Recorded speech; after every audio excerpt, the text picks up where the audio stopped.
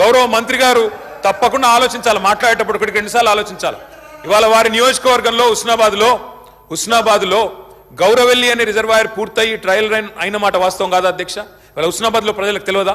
వేములవాడ నియోజకవర్గంలో మలకపేట రిజర్వాయర్ మొత్తం పూర్తయి అందులో 1 టీఎంసీ నీళ్లు ఉన్నమాట వాస్తవం కాదా అధ్యక్ష? ఇవాళ కాళేశ్వరం గురించి మాట్లాడి అదేమి జరగనట్టు నిన్న మేడిగడ్డకు పోయి వచ్చి మా మీద బురద జల్లే ప్రయత్నం ఏదైతే చేస్తున్నారో అధ్యక్ష, నేను గౌరవ సభ్యులకు తమరి ద్వారా తెలియజేసేది అధ్యక్ష ఒకటే ఒక్క మాట అధ్యక్ష. కాళేశ్వరం అనేది ఒక బరాజ్ కాదు అధ్యక్ష.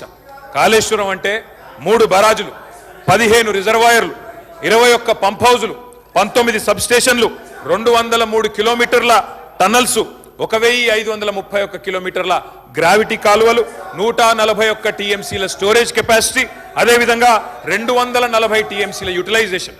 శ్రీయర్ గారు ఏమన్నారు అధ్యక్ష? శ్రీయర్ గారు ఒకటే మాట అన్నారు, స్టెబిలైజేషన్ కూడా తీసుకోవాలి ఒక ప్రాజెక్టులో. కొత్తగా 97,000 కూడా నీళ్ళు ఇయ్యలేదని మాట్లాడితే స్థిరీకరించబడ్డ ఆయకట్టు ఎంత అని అధికారిని అడుగుతుంటే ముఖ్యమంత్రి గారు మాట్లాడనీయలేదన్నారు. గొప్ప ఉదాహరణ నా నియోజకవర్గం అధ్యక్ష. మా దగ్గర అప్పర్ మానేర్ అనే ప్రాజెక్టు నిజాం టైంలో కట్టినారు అధ్యక్ష, 45లో కట్టినారు. ఆ అప్పర్ మానేర్ అనే ప్రాజెక్టు కోసం ఆనాడు రాజశేఖర రెడ్డి గారి ఆనాడు ప్రభుత్వం ఉన్నప్పుడు కూడా పాదయాత్రలు జరిగినాయి. దాన్ని ఎప్పటికప్పుడు స్థిరీకరించాలని నింపాలనే ప్రయత్నాలు జరిగినాయి. కానీ ఎప్పుడు నింపబడ్డది అధ్యక్ష? మొత్తానికి మల్లన్న సాగర్ కట్టిన తర్వాత మల్లన్న సాగర్ నుంచి వచ్చే కాలువ ద్వారా ఎప్పుడైతే కూడవెల్లిలోకి నీళ్ళు వచ్చినాయో, కూడవెల్లి వాగులోకి ఈరోజు ఏప్రిల్లో ఎర్రటి ఎండల్లో కూడా మా మిడ్ మానేరు మా అప్పర్ మానేరు ఎండుతున్న మాట వాస్తవమా కాదా? మా కరీంనగర్ జిల్లా శాసనసభ్యులు వారికి తెలుసు అధ్యక్ష, శ్రీధర్ బాబు గారికి, పొన్నం ప్రభాకర్ గారికి. అందుకే ఆ బాధతోనే మేము చెప్పింది, గౌరవెల్లి అయినా, మలక్పేట్ రిజర్వాయర్ అయినా, అదేవిధంగా మా అప్పర్ మానేర్ అయినా, స్థిరీకరించబడ్డ సింగూర్ అయినా, స్థిరీకరించబడ్డ నిజాం సాగర్ అయినా, ఎస్ఆర్ఎస్పి పునరుజ్జీవమైనా, ఇవన్నీ కూడా కాళేశ్వరం ద్వారా జరిగిన మాట వాస్తవం అధ్యక్ష.